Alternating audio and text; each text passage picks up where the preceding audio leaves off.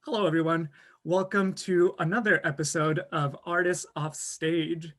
In this series, we get to know our resident artists a little bit more as just regular people beyond their work on stage. My name is Pablo Siqueiros. I'm the Public Programs Associate Director, and joining me today, we have Leah Brzyski. Hi, Leah. How are you? Good. How are you? Thanks for having me. Absolutely, absolutely. So, like I said, in this series, we just kind of want to get to know you a little bit better. Um, Obviously, with this season looking quite a bit different than in years past, we're not getting to see all the resident artists on stage and being able to interact at all the after parties and those kinds of things. So, this is just another way that we can get to know you a little bit better. Um, so my first question is just very open-ended. What is your story? My story, it's so hard to encapsulate yourself in like one little thing, but I'd say my story is I'm a Midwesterner reunited with the Midwest this year. Lover of fashion, music, and trying to find ways to just find joy out of life. Oh, I love that. I love that. So when you were a child, what did you think you were going to be when you grew up? I definitely went through the like slew of different possibilities. I think for a time, I definitely wanted to be a princess for a while. Um, Thought about being a writer for a while, and then I did actually end up landing on being a singer. Uh, Mhm. all on my own. I remember going to this 4th of July fireworks display with my family, and we were listening to music that they had there before the fireworks started, and there was an opera singer, and I just remember putting everything down, not paying any attention to anything else that was going around me. And I told my mom, I'm going to be an opera singer when I grow up. And she's like, "Yeah, sure, sweetie. That's great. Want a popsicle?" Um, and but I really stuck with it, singing through high school and Mhm. college and all that good stuff, so that really resonated with me from an early age. Nice. Well, when we were talking the other day, you were telling me that you come from a fairly musical family. So how did that kind of influence you staying with the singing track? Oh my gosh, it was so helpful and so important. My mom is a singer recreationally, but growing up, she wanted to be a music teacher. Mm. And my dad plays guitar and piano, and he dabbled in like bands and things growing up.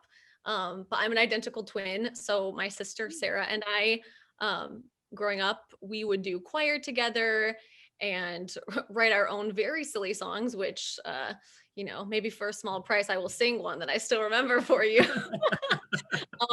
But yeah, just growing up in that environment where music is, played and sung all the time, was so important. And I have a very specific memory of listening to the radio and my mom harmonizing with it.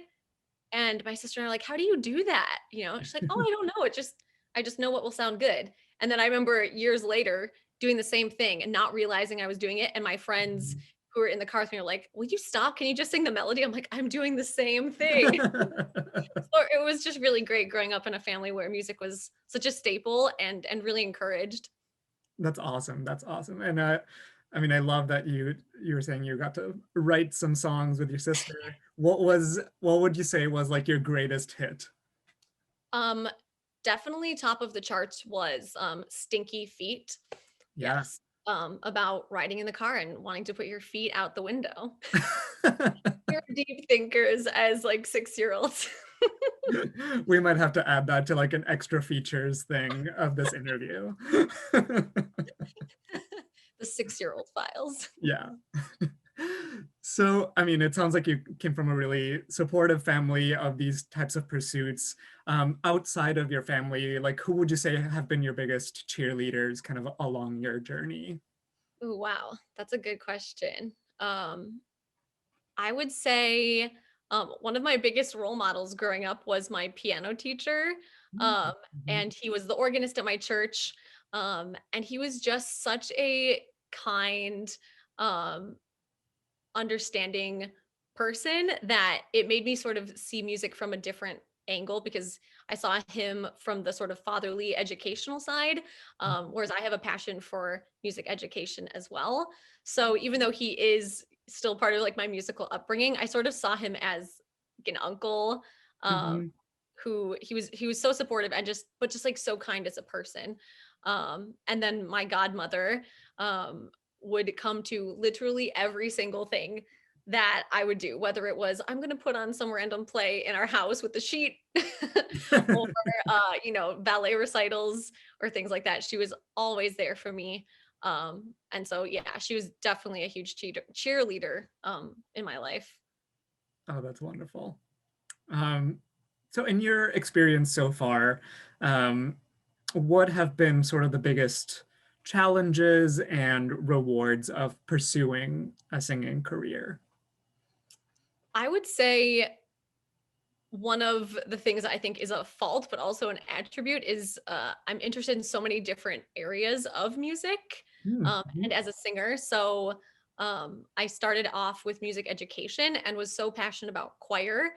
And then the more I ended up doing solo vocal performance, I sort of veered in that direction.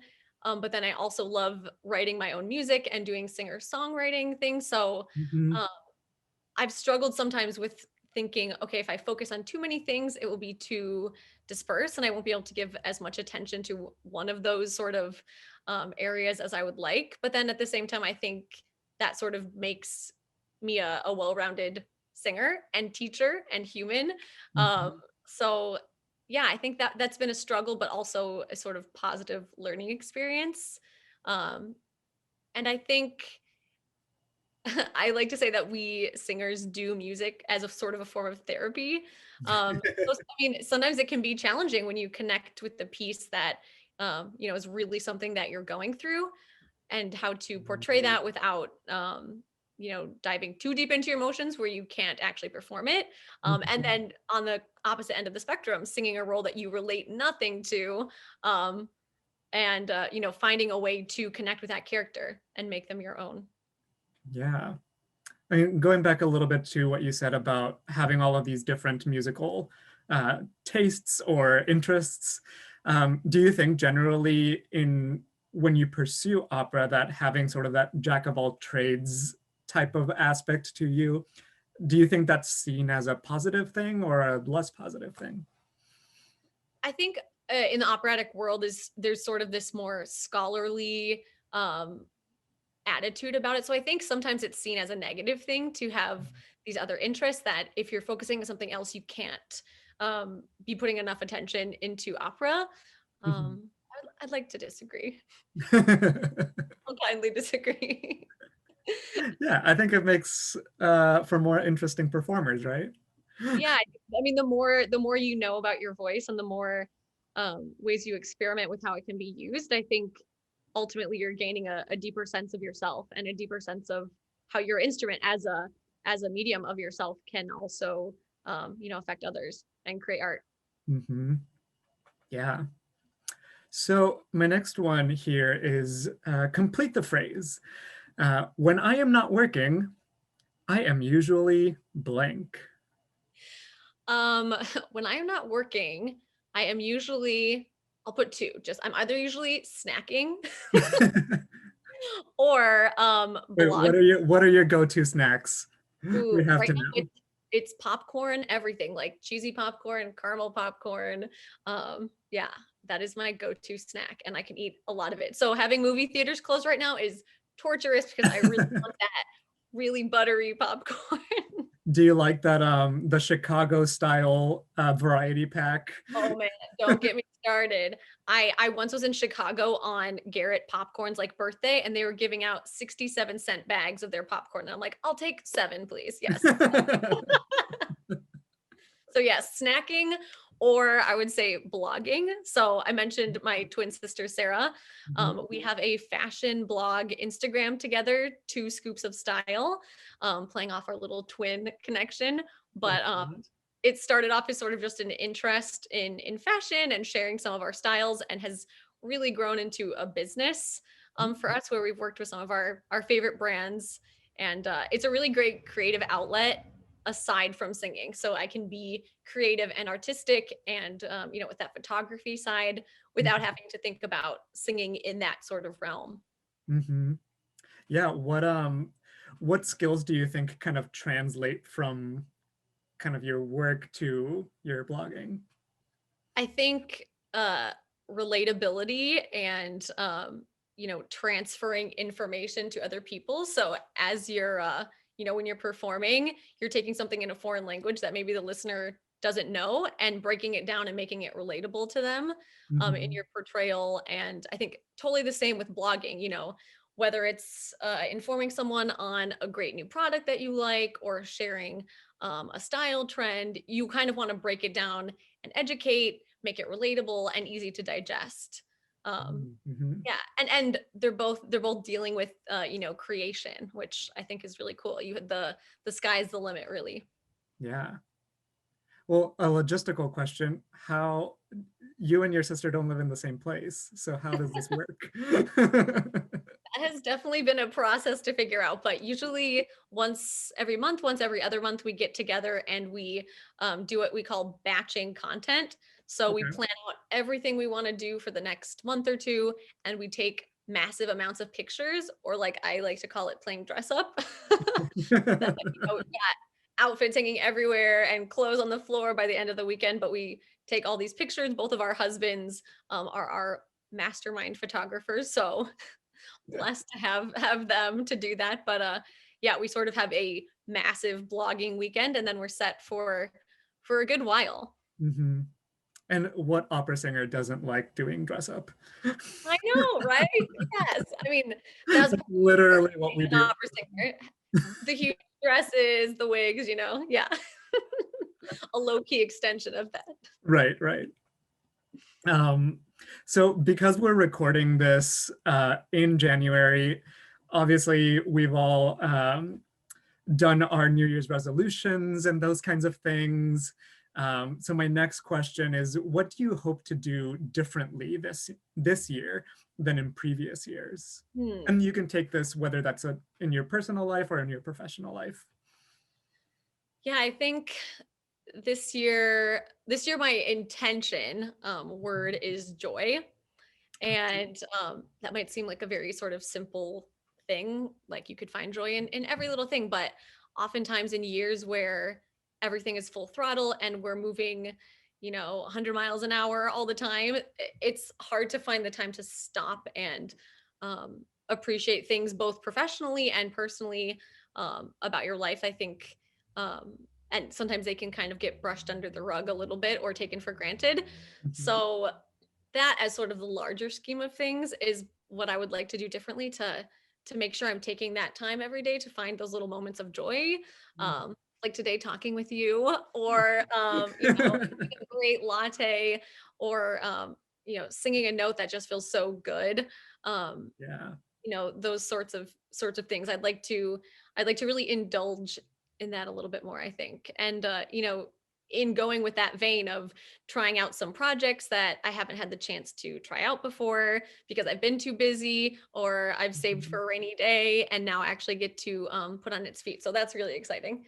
Yeah. I mean that there is that kind of element of, we have a little bit more time to do some of the things that maybe we wouldn't have had the time to do before. Definitely, yeah. And there's definitely a lot of joy to find there for sure. Yeah, it's rare we get to say, "Oh, I just have all this time." Right. The opposite for sure. Yeah. And right now that means a lot of indoor time because it's 1 degree outside. Oh my goodness, yes. I thought Michigan was cold, but today I'm Yeah. feeling cold. Yeah. So the next question that I have is, I guess, more of like a headier philosophical question. So, Sure. in your opinion, why do people sing? I think people sing to express emotions sometimes that we don't know how to put into just words. And Mhm. in that sort of way, it's like our bodies know that we need to get those emotions out before sometimes we even know. So, if I'm walking around my house humming, sometimes I'm like, oh, why, what is that little melody, or why am I humming? And I just realize maybe I'm so happy, or I just really need to connect with myself Mhm. more. But yeah, I think people sing to just encapsulate these emotions that are too big for something simpler. Mm. So do you think like it has something to do with sort of the bodily sensation of singing, like that you can release more of the emotion that way? Totally. Yeah. I think it's so cathartic.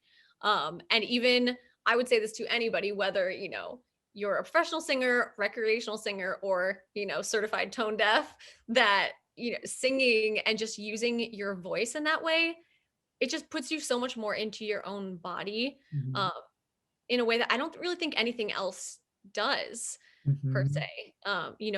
You really use every single inch of it in that moment. Whereas when you're working out, you are moving, but it's less of an emotional experience. So it's so cathartic. Yeah, I think it's such a unique experience Well, that everyone's compelled to do. and you said an expression earlier that I don't know that a lot of people can maybe entirely relate to exactly what you mean, but you said finding joy in a note that feels good. Like, can you elaborate a little bit more on that? Sure. Yeah. I mean, I think How from does day a to note feel good? sometimes, like if I just said like close your eyes and sing something, like just a single note, I think you can pick a note and just feel your whole body pour into it, and all of your air. And sometimes that just feels so good. It's like when you're singing along to the radio, you're not thinking, oh, was that accurate? You're just thinking, yeah, this feels so good. I'm in the moment, go for the high note. Yeah. That just it's a release, it just feels so good. So we sopranos might, hold the high C for a little while in our apartment complex. Let everybody I've never known a soprano that enjoyed singing a high C. it's shocking. Yeah. Shocking. So the last question that I have here to kind of wrap things up is, and I know we kind of already touched on this a little bit, but where are you currently finding joy and inspiration? Yeah. I'm currently finding a lot of joy in experimenting with my own voice, which um, I would say is both musical and non-musical. So I've been Mhm. doing a lot of sort of like cathartic writing, whether it's just writing sort of stream of conscious, what's on my mind, or really sitting down to um, put some like poetry down on paper. Um, so in that sort of way, expressing my thoughts. But I think right now it's so easy to be feeling like we're so enclosed in our own spaces. And kind of closed off in our minds. And so I think putting down the things that we're feeling and sort of a hard copy format can feel so good, and you can realize things about how you're feeling and your needs and desires um, that come out just from putting it down, that you maybe didn't know that you were feeling that way before. Mhm. So that's been a way that I've been finding a lot of joy, um, as well as trying out a lot of new music, thanks to Minnesota Opera, and having that time to collaborate, like we had said before. And I find personally a lot of joy in cooking. So I've been trying out a lot of new little kitchen appliances and things like that, and lots of different recipes, whether I succeed at them or not. But having sort of that project to get my hands into, and know I'll have something yummy to eat at the end. Yeah. Nice, nice. So speaking of kitchen gadgets, what is one sort of either appliance or a gadget that you just like can't live without? Okay. I never had one of these before, but from my wedding, I got a Dutch oven, and they are so good. It's one of those things that I don't know how I lived without. I've made soup and pasta and stew. I've heard there's desserts that you can make in them Mm. too. It's just the easiest thing. You just put everything in one pot, and it always magically turns out to be amazing no matter what. Yeah, yeah. I recently tried a bread recipe that turned out really nice in a Dutch Yes. oven. Yeah, it's supposed to be just so easy. Like you can literally use it for anything. Um, so that is top of my list right now. Okay. Okay. Cool. Well, this has been a joy. I've really appreciated you taking the time to talk with me today. Thank And you. I feel like we got to know you a little bit more beyond just what we will see in the rest of the season. Um, Without giving too much away, um, can you tell us just like a little bit about what you are planning for your recital in the artist showcase coming up in a couple months? Yes, teaser trailer. Um, Songs of Ophelia from Hamlet, um, Mm. and giving women a voice. Well, I can't wait to see what that looks like, what that sounds like. Um, Again, thank you so much for your time today. Thank And you. It's we great. hope to see you on stage very soon. Very soon. Fingers crossed. All right, take care. Bye. Bye.